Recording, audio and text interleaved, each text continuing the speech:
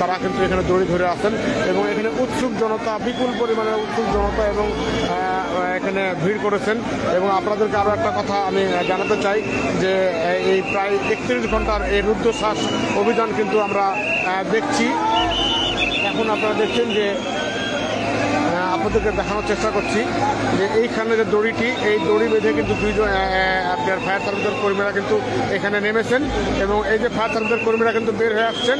আমরা আপনাদেরকে দেখানোর চেষ্টা করছি যে ফায়ার সার্ভিসের কর্মীরা কিন্তু এখান থেকে বের হয়ে আসছেন।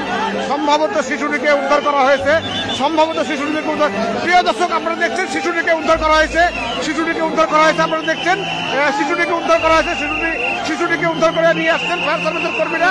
দীর্ঘ 32 ঘন্টার রুদ্ধশ্বাস উদ্ধার অভিযানের শেষে শিশুটিকে উদ্ধার করে নিয়ে আসছেন। আপনারা দেখছেন, আল্লাহু আকবার, আলহামদুলিল্লাহ।